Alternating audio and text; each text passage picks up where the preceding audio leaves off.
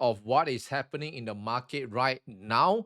So, are we expecting a rate cuts to come right away with all the economy data we've seen that's happened over the past 2 weeks?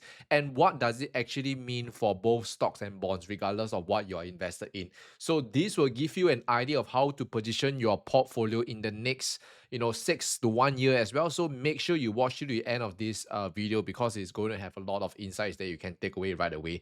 But before that, if you haven't already, make sure to like this video and subscribe to this channel as well, to my channel, because I'll be releasing one video every week talking about the market, and we're going to cover different aspects such as companies, stocks, macro data, so that all of you can get insights right away. Now, first off, to understand everything, we have to understand how does interest rate works and how does it actually impact the market. So interest rates, think of it as like the price of money. And when that price changes, it affects nearly every part of the economy. So first, think about mortgage, like your housing loan. So when interest rate rises, right, it becomes more expensive to borrow money to buy a home. So monthly payments will go up and fewer people can afford houses, and that can slow down the housing market. Next is credit cards and business loans. So when you have higher interest rates, right, it means that borrowing costs for everyday people and companies increases, right? Consumers might spend lesser, business might delay expanding and spending on marketing, and that slows down the economic growth overall. And last but not least, stock prices are also affected because these are companies, right? And when companies are affected in terms of their spending, it reflects in their profit margins, it reflects in their revenue, and that's how it affects the stock prices.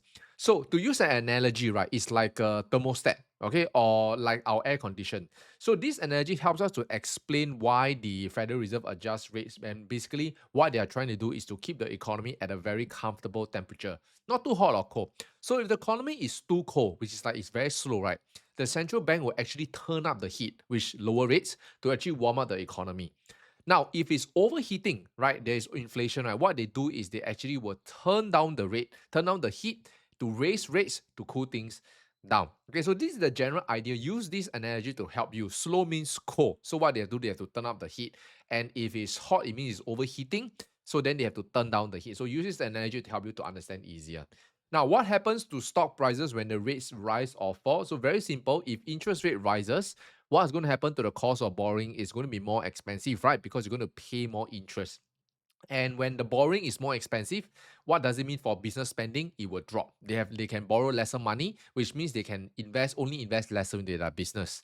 And when business investment drop, consumer spending also drop, right? Because they cannot do a lot of sales and marketing, they cannot do a lot of outreach. And when consumer spending drop, this affects their revenues number, which then cause the general stock market to drop in all of these companies. So this is generally if we look at interest rate in a big picture view. Now, on the other hand, if interest rate drops, cost of borrowing will become cheaper, right? That means companies can borrow more money. And when companies can borrow more money, that means they can invest more into their business, into sales and marketing, into R&D, into developing new things.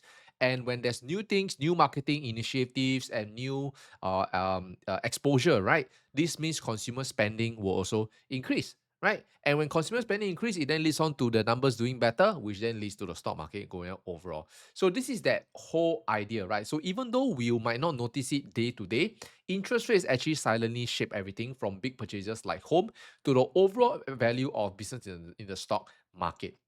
Now let's look at what is happening now and the actual Fed's deadlock. Like what are they stuck with? So right now, if we look at the overall interest rates, right, you can see that the Federal Reserve has held the interest rate steady at 4.25 to 4.5% for a fifth straight meeting. Okay, so previously it actually peaked back in mid 2024, right, at 5.5 around there, but it has since gradually come down to 4.25 to 4.5. But take note as this important thing over here, generally for the Federal Reserve, right, the consensus of the overall team is quite fair. But in this particular case, right, two governors dissented in favor of a cut.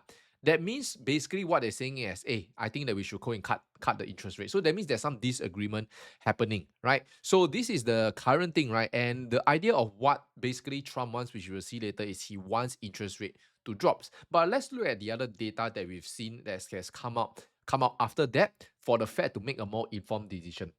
The first one is this monthly jobs creation, or what we call the non-farm payroll, which actually released, I think sometime last week or slightly less than 2 weeks ago, where it actually was lower than expected at 73K. And on top of this report, right, the labor data report, right, what they did, they also they were also able to revise the past 2 months of data because there was more data points for them to do, and they actually revised it way lower, right? You can see it's the lowest out of like 2022, right? And by combined, it was reduced by 250K in combined.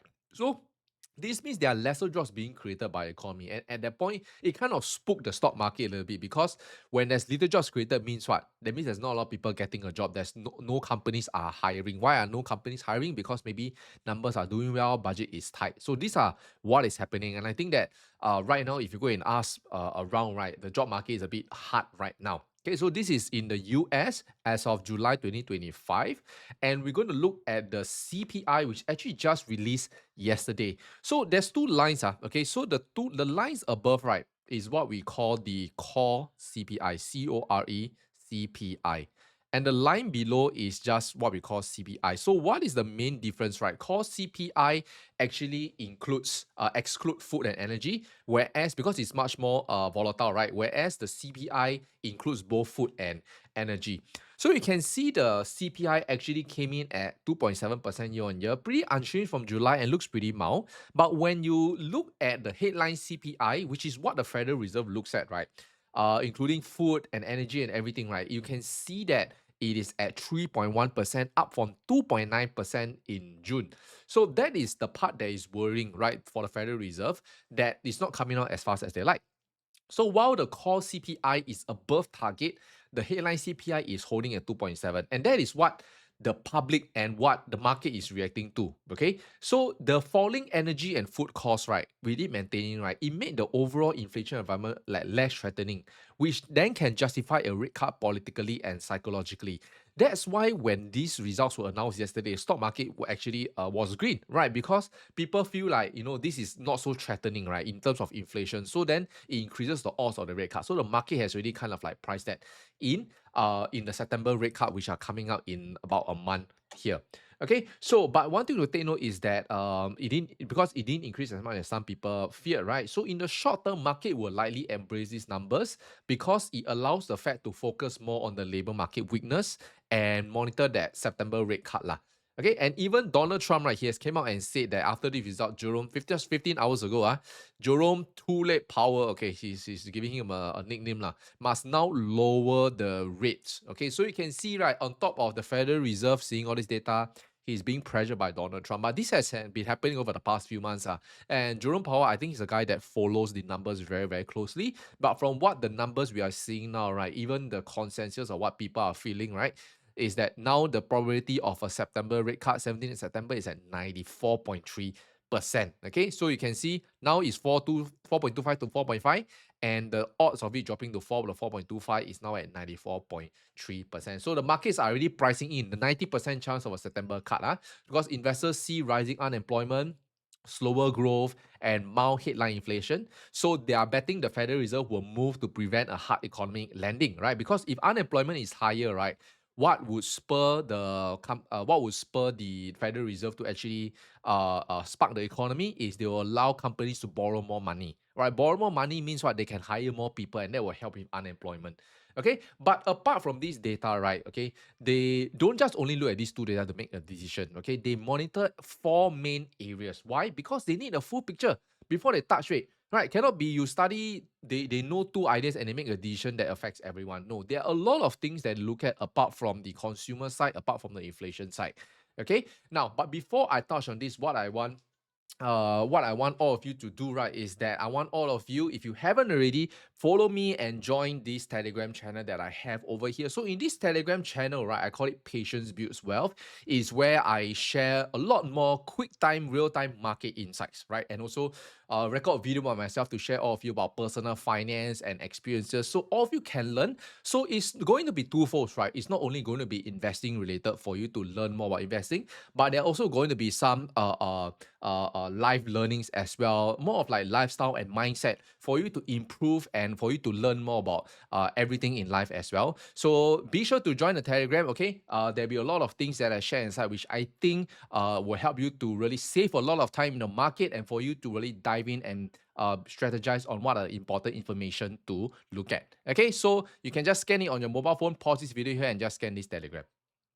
Now, let me move on, okay? So the key economic indicators that the Fed looks at. So the first one they look at is actually inflation. Okay, so inflation, they look at the consumer price index, the CPI, which we just shared. And second is what we call the personal consumption expenditure. So this is where they track consumer spending more broadly.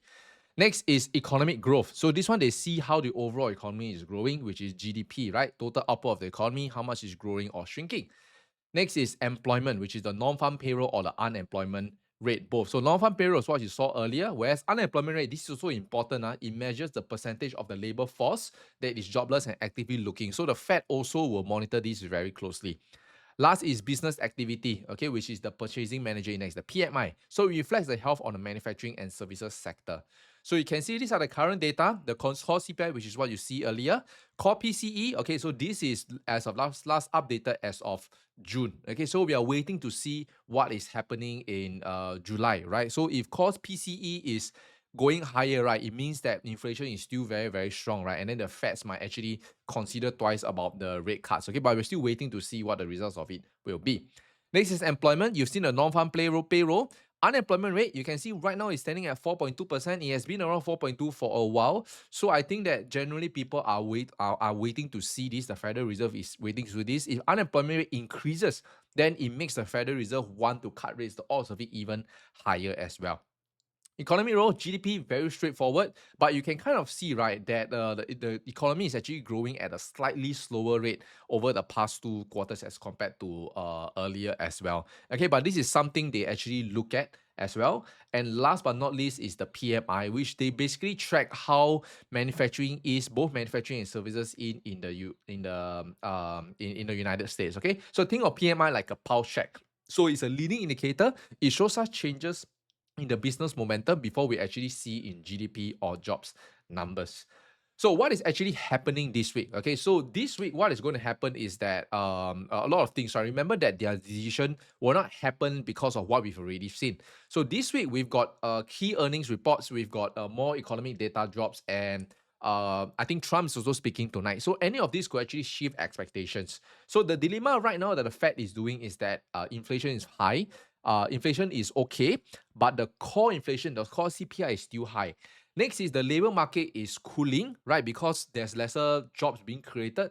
Growth is slowing and the markets are all betting on cuts now. So the Feds have to decide right now. Do they cut now and risk reigniting inflation, or do they hold rates right now? Okay, so what do you think they should do, right? What do you think is the next step in the Federal Reserve? Just let me know down in the comments below. I'll look at every comment as well. Now, for this week, okay, so what's going to happen? Today, there's no news. Today is Wednesday. There's no news. This is in Singapore time. So what's going to happen tomorrow is where we're going to look at the core PPI. Okay, this is where they look at inflation, like what I shared. Unemployment rate is going to happen again. Unemployment claims is going to show as well how much people are kind of like unemployed and claiming this kind of benefits. And on Friday, there's quite a few as well, which is the core retail sales. So this is measuring more of like the front end retail. And the next is consumer sentiment inflation expectations. So I would say the more important one is this factor over here. These are the ones. Consumer sentiment is how people feel about industry, which do give a bit insight. But if in terms of what the Federal Reserve will use to make their decision, it will mainly be this on top of what we've already seen as well. Okay, so that's all I have. Now, if you enjoy this kind of videos, you enjoy this kind of content, right? Follow me on Facebook and follow me and subscribe to me on YouTube, right? Okay, so you can scan it here. as well, just pause the video scanning here. This is on YouTube, so just subscribe to me directly. But if you're on Facebook, feel free to just add me as a friend and follow me as socials, where I also share a lot more insights and content as well, to be in more real time as compared to just one video every week as well. So I hope that you have learned something over here today, and let me know down in the comments what you think, what you're looking forward to, any questions that you have, and I will be sure to answer them as well. Okay, so I hope you have learned something here today.